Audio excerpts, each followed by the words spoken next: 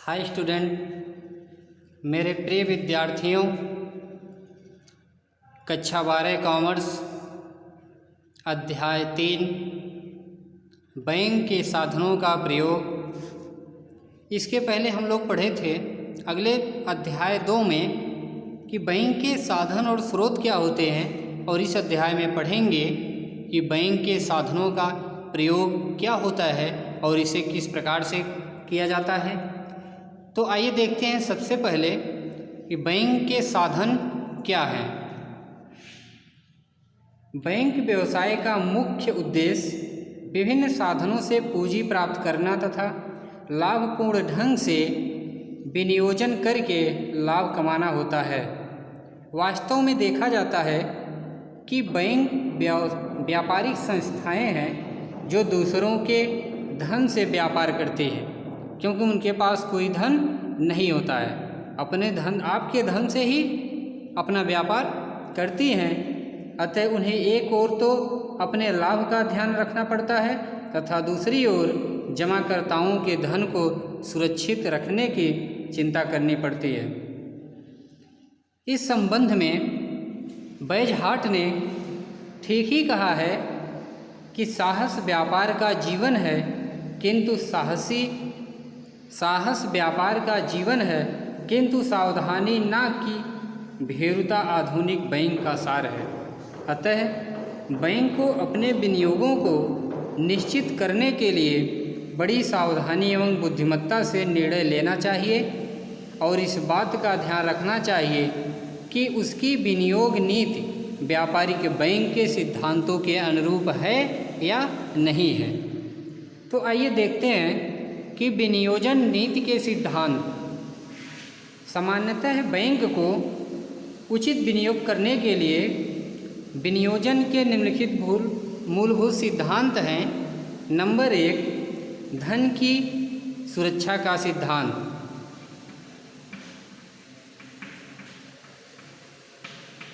धन की सुरक्षा का सिद्धांत।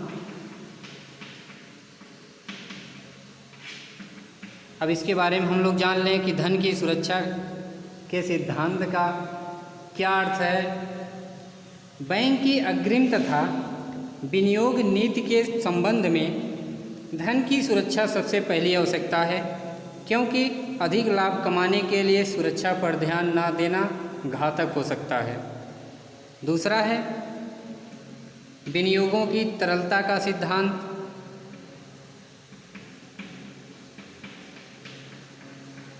विनियोगों की तरलता का सिद्धांत।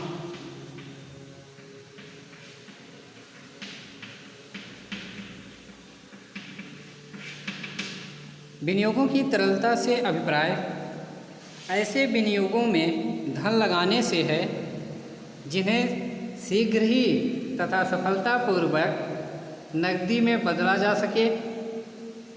बैंक का अस्तित्व जनता के विश्वास पर निर्भर करता है और जनता को बैंक पर विश्वास तब तक होता है जब तक कि वह मांग किए जाने पर नकदी में भुगतान कर सकता है। इसके लिए आवश्यक है कि बैंक के विनियोग बिक्री योग्य हो अथवा उन्हें आवश्यकता पड़ने पर आसानी से तथा बिना किसी नुकसान के नगद मुद्रा में बदला जा सके। अगला है जोखिम की विविधता का सिद्धांत।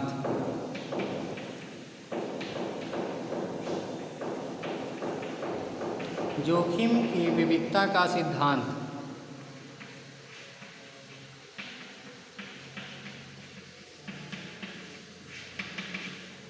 इस जोखिम की विविधता के सिद्धांत में बैंकों को अपने ऋण के विनियोजन में इस बात का ध्यान रखना चाहिए कि बैंक अपना सारा या अधिकांश धन एक ही प्रकार के ऋणों, प्रतिभूतियों, व्यवसाय अथवा उद्योगों में विनियोजित ना करें। बैंक को अपना धन विभिन्न प्रकार की जोखिम रखने वाले व्यवसायों, उद्योगों, प्रतिभूतियों तथा ऋणों में विनियोग करना चाहिए। अगला है प्रतिभूतियों की विक्रय साध्यता का सिद्धांत।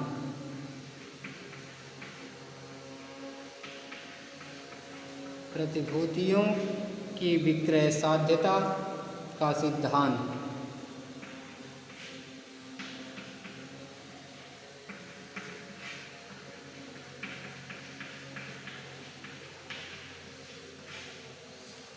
बैंक को इस सिद्धांत में बैंक को अपना धन ऐसी प्रतिभूतियों में लगाना चाहिए जिन्हें बाजार में शीघ्रता से बेचा जा सके।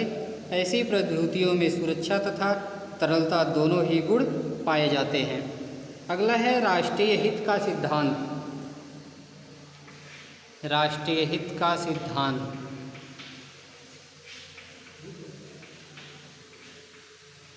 सिद्धांत इस राष्ट्रीय हित के सिद्धांत में बैंक केवल व्यापारिक संस्था ही नहीं होते जिनका उद्देश्य लाभ केवल अर्जित करना हो, बल्कि उनके लिए देश के आर्थिक विकास में महत्वपूर्ण सहयोग भी वांछनीय होता है। आइए हम लोग देखते हैं कि बैंक के विनियोग के प्रकार क्या है, बैंक निधियों के प्रयोग के भेद क्या हैं, इसके बारे में देखते हैं। तो सबसे पहले बैंक निधियों के प्रकार या बैंक के बारे में कुछ जान लेते हैं, इसके बाद इनकी विधियों को देखते हैं। तो बैंक को अपनी निधियों या विनियोग अत्यंत सावधानी से करना चाहिए, जिससे कि जमाकर्ताओं एवं ऋणदाताओं को किसी प्रकार की क्षति ना उठानी पड़े और बैंक को भी समुचित व्यय अर्जित हो। इनके दो भेद हैं। पहला, लाभ ना देने वाले या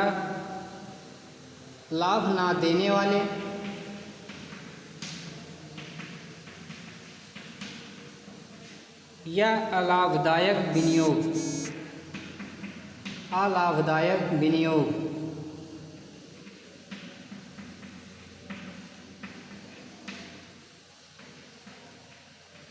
अलाभदायक विनियोग अलाभदायक विनियोग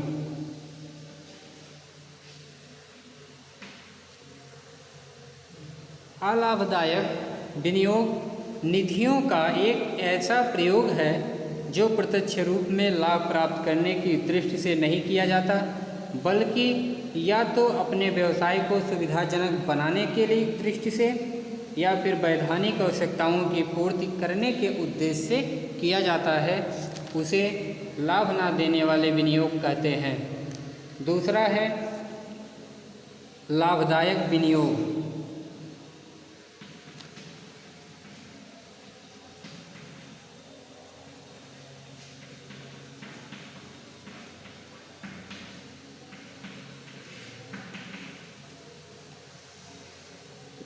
लाभदायक विनियोग में व्यापारिक बैंकों का मुख्य उद्देश्य अधिकाधिक लाभ कमाना होता है, अतः वे अपने कोषों का अधिक से अधिक भाग ऐसे क्षेत्रों में विनियोग करना चाहते हैं जहां से अधिकाधिक आय प्राप्त हो।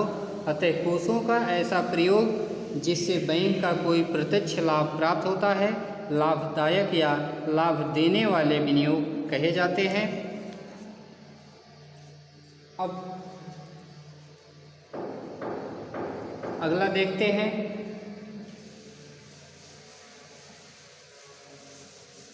ऋण देते समय ध्यान देने योग्य बातें। ऋण देते समय ध्यान देने योग्य बातें।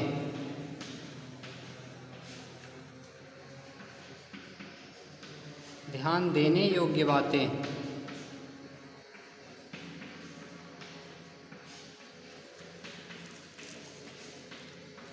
ऋण देते समय ध्यान देने योग्य बातें।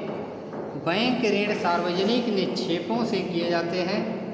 बैंक के ऋण देने के व्यवसाय में अनेक जोखिमें निहित होती हैं, परंतु बैंक जनता की जमा को जोखिम में नहीं डाल सकते। इसलिए बैंकों को अग्रिम तथा ऋणों को प्रदान करने में अत्यधिक सावधानी से कार्य करना आवश्यक होता है। तो ध्यान देने योग्य बात में सबसे पहला है सुरक्षा।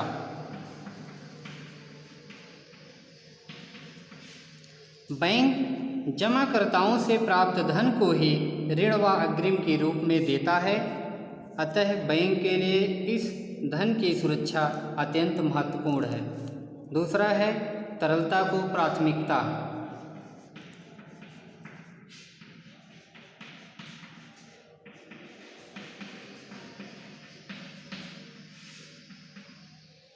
बैंक को इस बात का ध्यान रखना चाहिए कि उसके द्वारा ऋणों में लगाए गए कोषों की तरलता बनी रहे। इस दृष्टि से बैंक को प्रायः अल्पकालीन ऋण देने चाहिए तथा ऐसी प्रतिभूतियों के आधार पर ऋण देने चाहिए जिन्हें बेचकर या केंद्रीय बैंक के पास रखकर तत्काल राशि प्राप्त हो सके। अगला है ऋण का उद्देश्य। ऋण लेने का लोगों का क्या उद्देश्य होता है, इसके बारे में देखते हैं। तो है तीसरा ऋण का उद्देश्य।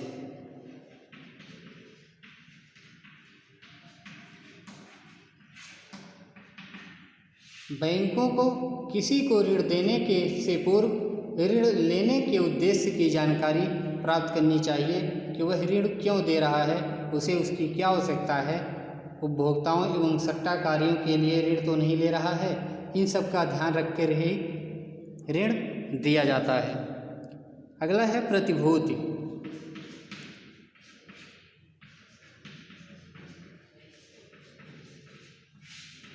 बैंक को बिना प्रतिभूति के ऋण नहीं देने चाहिए। कोई ना कोई प्रतिभूति ऋण के भुगतान के बीमे का कार्य करती है, इसलिए बिना प्रतिभूति के किए गए ऋण की सुरक्षा में आशंका पैदा हो सकती है। ऋणों के संबंध में उचित व पर्याप्त जमानत का होना आवश्यक होता है। अगला है मूल्यांतर या मार्जिन राशि।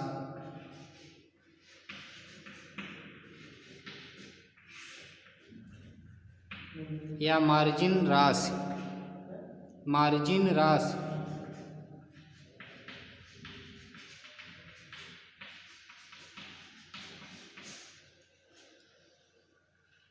बैंक द्वारा जो प्रतिभूति ऋण के लिए स्वीकार की जाती है, उनके मूल्य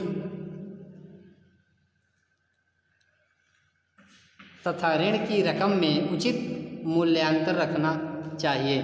अगला है राष्ट्रीय हित।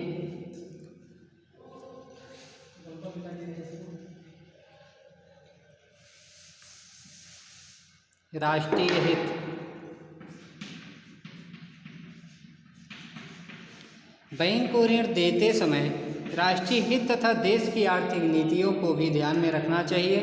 बैंक में ऋणों के आवंटन में अर्थव्यवस्था के प्राथमिकता प्राप्त क्षेत्रों को वरीयता दी जानी चाहिए। अगला है ऋणों की जमानतें। अगली हेडिंग है ऋणों के लिए जमानतें।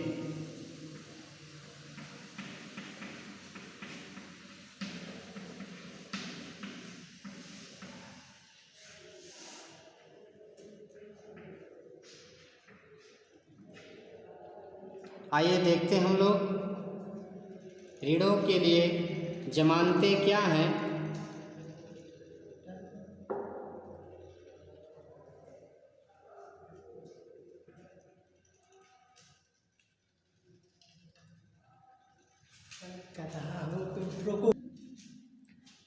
व्यक्तिगत प्रतिभूति या जमानत।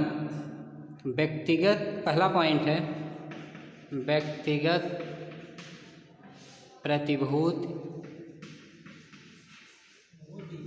प्रतिभूति या जमानत। अब इसके बारे में जानते हैं व्यक्तिगत प्रतिभूति और जमानत क्या होती है। बैंकों द्वारा कभी कभी अपने प्रतिष्ठित ग्राहकों को उनकी व्यक्तिगत साख के आधार पर अल्पकालीन ऋण प्रदान किया जाता है।